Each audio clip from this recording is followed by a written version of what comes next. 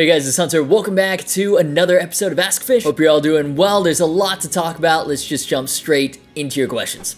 Hey Hunter, Happy New Year. Did you catch the Ibanez 2021 lineup? And Happy New Year to you too, my dude. Yes, so the new 2021 Ibanez have been revealed, or at least a large portion of them, and I don't know. Now in fairness, I'm not a huge Ibanez person in general. The main bulk of their lineup, to me, look like generic super strats, which aren't really my thing. They've definitely grown on me though since I've started the YouTube channel. That may be because I've gotten to know the people working at Ibanez. They're great people, and their passion for all things guitar, but especially Ibanez, is infectious. Now, first impression, to me, this new lineup isn't as interesting as what Ibanez brought to the table in 2019 with the Axion label series. Sub-Zero treated frets, lumen lace side dots, bare knuckle or fish influence pickups, 5-piece walnut panga necks, that glow-in-the-dark Ibanez logo, or in 2020 with the High Performance series, DiMarzio's roasted maple necks and Jatoba fingerboards. This year, there's no big new series as the focus. It's more of a natural extension to the last couple of years' lines. Now, as I've said before, I like the way that ESP does their new lineup rollouts in phases, rather than how Ibanez does it by chucking all of them at you at once like they've done here. It's just so much, and honestly pretty overwhelming, especially since there's only pictures and no descriptions to tell you what's new about them. So I'm not going to go over all of them. I'll just highlight a few that really stood out to me. First of all, Ibanez's very popular AZ series, kind of a hot-rodded, traditionally inspired line of guitars, is getting a 7-string, 3 in fact, and I love this. My favorite all-around best guitar I played in 2020 was the Vola Quinton Godet signature. And the reason I loved it so much, apart from the incredible quality associated with guitars made in Japan, is that it was a 7-string HSS Strat with a roasted maple neck, roasted maple fingerboard, and stainless steel frets. Vintage looks, but modern sensibilities in all the right places. And what have Ibanez done? Pretty much exactly the same thing with the AZ24027. Friggin' Ibanez names, man. And they've given it lumen lace, exclusive Seymour Duncan Hyperion pickups, and a rounder 12-inch fingerboard radius to fit in with the rest of the AZ line. I'm hoping it sells well, that way they add some more interesting colors down the line. There's also a dual humbucker version if that's more your speed. The cooler dual humbucker version though is the new Martin Miller signature. Most of the same specs, except it's in this beautiful transparent aqua blue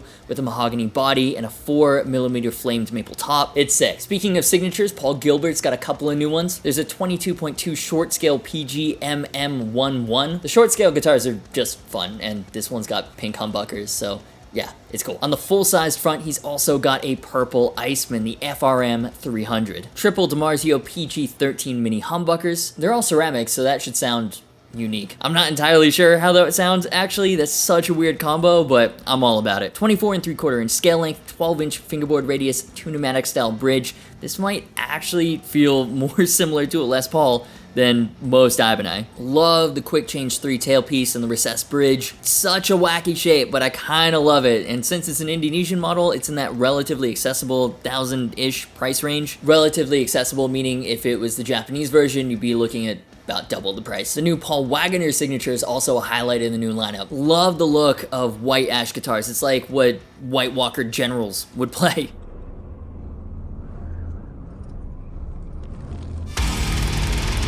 Rosewood fingerboard and Motortone pickups, which aren't too common in production models. This one comes with Wagoner's signature Hornet set. Makes sense because Dusty Waring, the other guitarist in Between the Buried and Me, has the only other model I know that comes with Motortones with his signature PRS CE. I gotta say, both of them have pretty great taste in guitars. Not gonna lie, I actually really like the look of the new RGDs. In general, I really like the RGD shape, flat top, tasteful bevels, and I love how the bevels are dyed in a way that accents the main color, the new additions to the Axion label series especially. There's the RGD 71ALPA, Niato and Ash layered body, poplar burl top, bare knuckle aftermaths with camo covers. The RGD 61ALA in the wonderfully named Midnight Tropical Forest is great too. Black top with multicolored beveling, great take on what would otherwise be your stereotypical dark metal guitar. Fishman Fluence pickups too, very good. Then the RGD 70ALNB in metallic green Eclipse matte. I love this one, not only because of the bright green metallic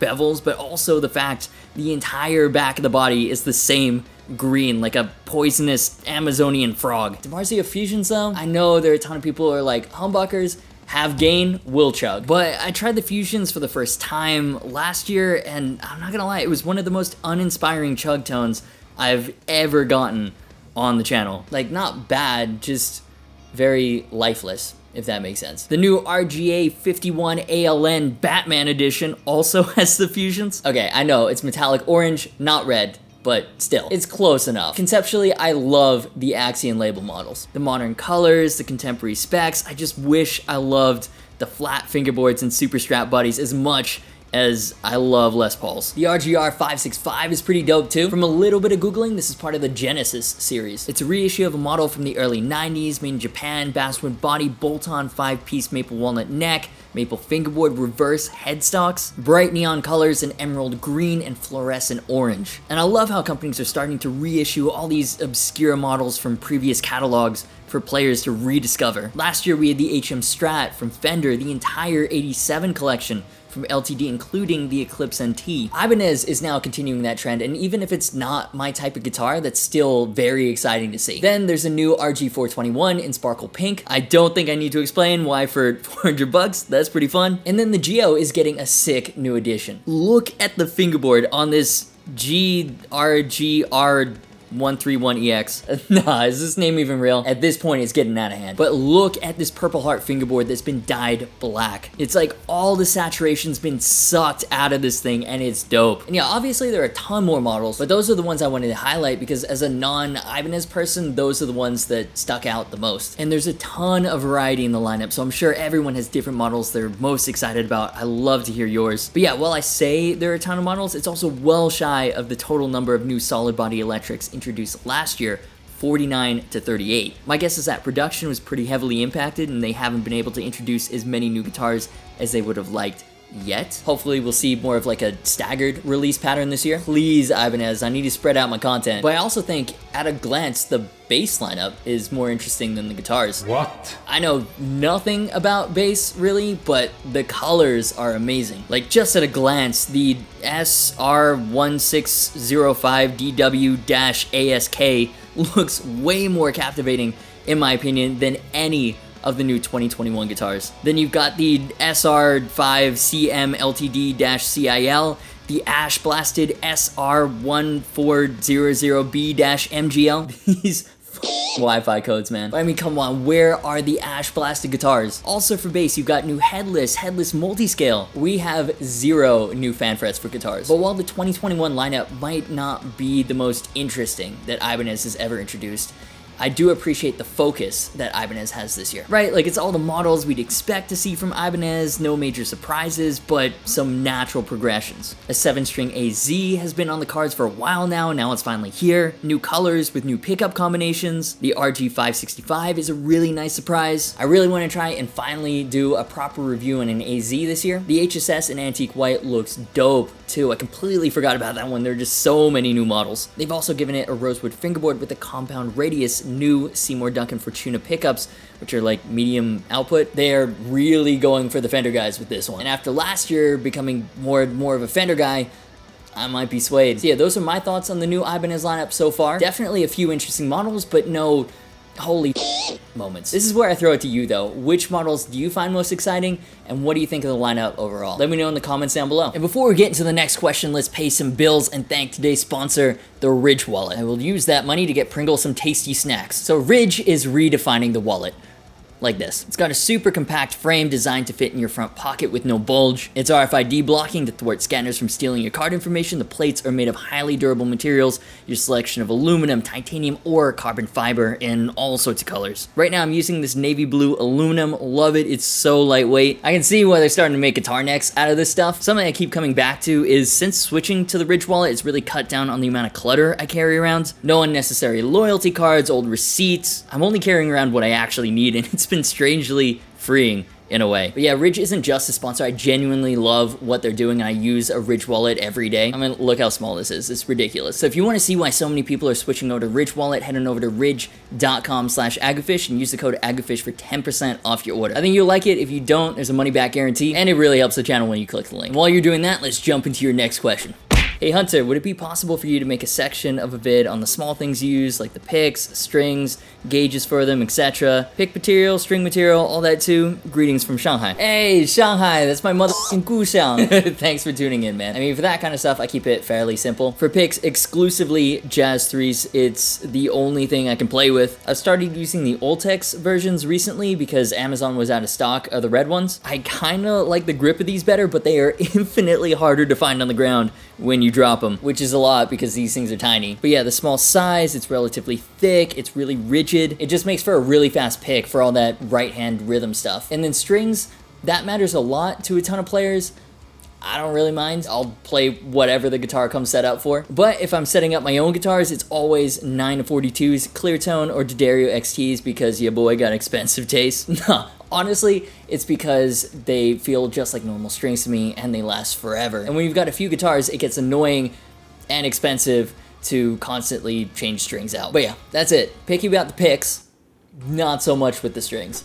Are there any brands you've covered that you'd be interested in covering again? Totally not asking because I want to see more in-depth demos on Jericho stuff. Okay, I see. Yeah, Jericho might be fun to revisit. You might have seen them already. They're all over Instagram. They've got some great contemporary takes on classic themes. I've demoed the Edge NT6 before and it was really nice. Then the Fusion in Royal Blue looks awesome. It's like a carved top TE with a mahogany body and a spalted maple top, natural binding, all dyed a dark blue. 3-piece maple neck, Seymour Duncan JB Jazz combo, hipshot hardtail, Grover locking tuners, ebony fingerboard with stainless steel frets. You can even get it in the 27-inch baritone form. Korean made, not bad at all for $1,000. They've also got this crazy HSS orange Jazzmaster thing with a compound radius maple fingerboard and stainless steel frets. So yeah, definitely into that. We'll see, they don't do too much with guitar YouTube. Although I said that about Dean too, and here we are in 2021, unprecedented times. Personally, I think my top brands that I want to work with that I didn't get to at all last year is Charvel. That shell pink Pro Mod DK24 HSS is still one of my favorite guitars I've ever demoed. Like, if only it had stainless steel frets, it would be the perfect Super Strat. But yeah, that guitar overall really changed my perception of Super Strats. I used to think they were all the same, but nah, something about, well, especially that one, but also the Satchel signature was so inspiring. Haven't been able to get in contact with anyone at Charvel, but there hasn't been enough Charvel in my life recently, and I badly want to try the Gojira Joe signature. Another one I'd love to revisit under the Fender family of brands is Charvel's even more metal cousin, Jackson. I have not played a Jackson since April of last year. I desperately want to try out one of the DK Moderns. I've been trying to feature a Mick Thompson signature since it was announced. The one with the fake Floyd. It's kind of cool. It's got a tremolo that's been permanently locked down and bolted in because he likes the pure mass of that bridge. Or a Mark Morton Dominion. Outside of NAMM, I don't think I've actually seen one in the wild before, but I'd love to get one on here. Like, you know how much I love everything Lamb of God. Kind of related to Lamb of God, E2. Strangely enough, I have never had an E2 on the channel. I featured my own ESP Standard Eclipse that was E2 before the rebrand, and it's the best player in my collection. But yeah, apart from that, nothing. And as amazing as LTD is for the money, E2 made in Japan is next level. Really interested to see what they're doing this year, especially since there were no new models from them in 2020. Curious to see if they follow LTD and go the stainless steel route. And yeah, just in general, really want to check out some new E2 stuff. Eastman is another one. I love my SB59V. From a pure quality level, it is the best guitar that I own. And the special varnish finish inspired by traditional stringed instruments like violins, amazing. They've got an incredible looking ebony SB54V with dual P90s. The junior style SB55V might be fun too. I'm not sure what else they have new coming out this year, but yeah, that's definitely a brand that I want to revisit at some point. You know I'm a sucker for these super high quality vintage inspired models. And the last one, it's kind of surprising, but also not surprising at the same time. Gibson. Listen, there's a lot I don't agree with when it comes to how they do business and how they treat smaller builders, but I can't help it. There's something about a Gibson Les Paul that just gets me inspired to play and write and just enjoy making music. And November 2019 was the last time I had a modern Gibson on the channel in the Les Paul Standard 50s gold top. For a channel that's all about single cuts, that is unacceptable. And you know, now that it seems like they've managed to right the ship with the whole relaunch, I'm curious to see what else Gibson USA is doing this year. The custom shop is off doing their own thing with their limited launches, which is cool. They're all super expensive. Unfortunately, I'm not a dentist, so I'm looking more towards Gibson USA. You know, are they going to take cues from Epiphone, maybe? An American-made Muse series? A Gibson Prophecy series? I get it. They've got the core untouchable lineup, your Les Paul Standards, the Classic, the Tribute, but it can't stay like that forever. They've got to do something to keep things fresh and attract new players. So I'm hoping to see something cool from them this year. And I'm also hoping we get to check out whatever cool thing it is together here on the channel. Now, this wish list has a few high-end brands. Don't worry, the channel won't be moving away from the core content, which is import brands and getting the most amount of guitar for your dollar. Just I think sometimes it's important to see what spending that extra cash really gets you. Who doesn't enjoy playing and gawking at great guitars? And you guys seem to like the new review format I tried out with the Epiphone 1959 Les Paul Standard. I feel like when it comes to the key points and opinions, it's more concise, plus it takes a lot less time to do, so fingers crossed we can check out a wider range of gear this year. Compared to other channels, especially last year, I feel like I did a really bad job of that. It literally just takes so long to make one of those demo videos. By the time it's done, Henning's covered like 3 amps, 8 guitars, and 69 pedals. But we've got a little off track here. Those are some brands that haven't been on the channel in quite a while. What do you guys think, and what other brands would you like to see revisited? Oh, actually, Wild Audio. The Odin Grail, that guitar looks like a ton of fun. We all know that guitars and amps are cool, but what pieces of gear do you own that you would call the unsung heroes of your rig/signal chain? You again? Well, it looks like you already know the answer. It's obviously my massive dick. Hi dude, dig your channel. Quick Epiphone related question. How likely are we to see an Adam Jones Silverburst 56 gold top with P90s or Les Paul Customs with plus tops anytime soon? Bring back the tobacco burst. I know it's looking likely that JJN is getting a signature gold top in the near future, and it appears that Epiphone is trying to align itself closer to the Gibson range. Asterisk, I know it wasn't that long ago that the gold top was reissued, but the QC was appalling, and the root cavities for the pickups were huge. You can lose a small child in one of those gaps if you weren't careful. Great timing, going back to the core focus of this channel, affordable, single cuts, and Epiphone. Before we get into the pure speculation, as you said, it's been all but confirmed now that Jared James Nichols is getting a gold version of his signature Old Glory. That was the Les Paul Jr. and Les Paul Custom form, carved top, full thickness, double bound body with a wraparound bridge, single Seymour Duncan P90. I mean, the dude just cannot stop posting teaser pics of the new version up on Instagram. And to be fair, I would too, because it looks super cool. It's basically the exact same model, but in gold. And I do mean gold, not just gold top, because it's the entire thing. Has that been done before? I don't know. If it has, it's at least super rare. Trogley would know. But how insane is that? A gold Les Paul Custom. And with the aged gloss satin thing too, not gloss. And yeah, same Seymour Duncan dog ear P90 with the black cover. I'm actually kind of surprised they didn't opt for the cream cover since that's more gold top E, but I mean, it doesn't look out of place. It also seems like the Blues Power plaque has been removed, or at least doesn't come pre-installed, which is great. That was something that bothered a lot of people, and if you removed it, you had ugly screw holes in the body. I mean, it wasn't a deal breaker by any means. It was just like, why wasn't it just included in the soft case so you can have the choice whether or not to install it yourself? But yeah, from the Instagram photos, it looks sick. Definitely looking forward to seeing how it is in person. So to your point, I think that plus top Les Paul Customs are definitely a possibility. But now that they've used golds, or I guess technically smoked almond metallic, I think there's a greater chance to see other colors borrowed from the Muse series as well. They've already done the color research. The Muse series makes a big visual statement, and I'm not complaining at all. An affordable metallic pink, green, or blue Les Paul Custom would make for a sick pickup platform. Now, as for more custom shop collaboration runs, I think we're gonna have to be pretty patient on that. Like, look how long it took for the 59. Seeing as Epiphone doesn't want to officially reveal anything until they're basically ready for customers to buy within a couple weeks. Remember, the prophecies were not supposed to be revealed publicly at last Winter NAMM. That was an Anderton's whoopsie. I'm sure there are plans for it, maybe even prototypes, but you and I won't see it anytime soon. And Adam Jones Silverburst, as much as Epiphone fans like us would love to see that, I don't see it happening. Like, even before unprecedented times, Epiphone, as you said, is aligning more with Gibson, but about a year behind. I mean, look at the modern original collection split and lineup streamline. So if I had to guess, an Epiphone slash collection is much more likely this year. Gibson has that entire slash collection slash has a long history of Epiphone signatures. I'd be very surprised if there isn't some Epiphone slash collaboration in 2021. But yeah, for now, we're just gonna have to be patient and see how everything plays out. And it sucks there's no NAMM this year. There's the virtual, what's it called? Believe in Music event from the 18th to the 22nd in its place. I know there are companies doing that, but there are also brands doing their own virtual events at completely separate times. There's ESP Presents 2021 from January 11th to the 13th, so that's when we'll get the full view of that lineup. The PRS 2021 launch party is on the 14th.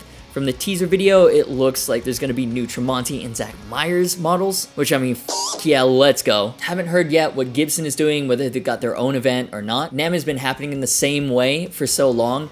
It's kind of all over the place in 2021, but also getting dedicated virtual events that aren't exclusive to just NAMM attendees, being able to experience all this stuff in real time with so many other people is exciting. This video is turning into one big ramble fest. But yeah, as far as new Epiphone Les Pauls, all we really know of is the gold JJN so far, but let me know in the comments. What else are you expecting or even hoping we see later this month? And now, of course, it's time to hear from yet another adoring fan. It's the high praise of the week. Dude, shut up. You're nothing but a snowflake YouTuber who plays music. You're insignificant. Dude, thanks. Don't forget to like and subscribe. On to more positive things for the music recommendation of the week. I recommend checking out Hostage at a Beach House Party by Avoid. What an insane song. It starts out as like an early 2000s MySpacey throwback, then it moves into thrashy Slayer solo territory before going back to MySpace and then heading into this brutal modern metalcore breakdown thing. It is a ride. Check it out. And that'll do it for this week's episode of AskGufish. If you enjoyed the video, do me a favor and hit that like button, subscribe, and hit the notification bell. That way YouTube might let you know when I upload a new video. Social media, merch, and Discord server links are in the description. As always, thanks so much for watching. You've been awesome, and I'll see you for the next video.